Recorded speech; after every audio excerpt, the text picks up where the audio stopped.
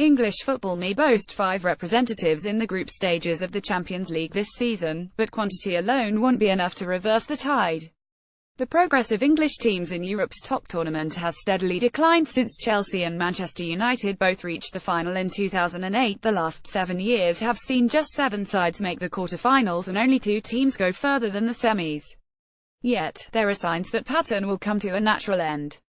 For starters, the Champions League works in cycles and the Premier League now boasts unquestionably the greatest cohort of managers in the world, not least including 5 who've reached the ultimate stage of the tournament before. But following the announcements of the Champions League squads for the group stages earlier this week, one side particularly stands out as candidates to put English football back on the European map: Manchester United.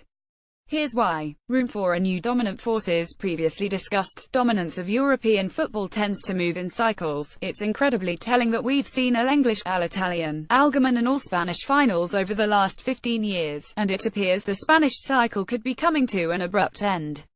Atletico have been stifled by their transfer ban. Barcelona are unquestionably on the decline, and although Real Madrid are still theoretically the strongest side in Europe, it seems unlikely they'll claim a 3rd consecutive title after becoming the first club to win 2 throughout the Champions League era. In a nutshell, space for a new dominant force could open up this season. Logic suggests PSG are easily the best place to fill it after signing Neymar and Kylian Mbappé to complete a frighteningly talented side. But the French giants are often disadvantaged by the lack of competitiveness in their domestic league, and as well all know, money doesn't always mean prizes in football. The opportunity is there for an English club to take the initiative, and Manchester United are the best equipped to do so. Huge squad depth following some big summer arrivals. Manchester United boast one of the strongest starting sides in the Premier League, but their overall squad is far more impressive. It speaks volumes that players like Anthony Martial and Victor Lindelof, widely regarded as 2 of the most promising youngsters in Europe, are struggling for game time, alongside considerably more experienced options in Marcos Rojo, a former World Cup finalist, Michael Carrick, a former Champions League winner, and Ander Herrera, last season's Player of the Year at Old Trafford. Then there's the not-so-small matter of Zlatan Ibrahimovic resigning for the Red Devils. He's been included in the group stages squad. Jose Mourinho showed how effectively he can utilize that immense depth last season in the Europa League, the Red Devils strolling their way to the title with minimal fuss, largely relying on squad players to keep their Premier League campaign alive.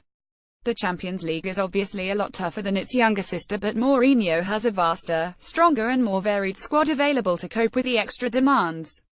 Built to last. There's a very obvious trend linking Jose Mourinho's signings since being appointed Manchester United manager: height and power.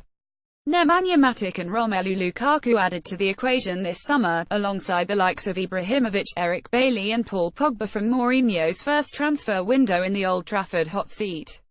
While physicality tends to have a far bigger influence in the Premier League than the Champions League, where natural quality usually overcomes sheer athleticism, the true impact of Mourinho's juggernaut starting size have already become evident in the top-flight. 7 of United's 10 Premier League games have come in the closing stages of matches, after their opponents have relentlessly been worn down.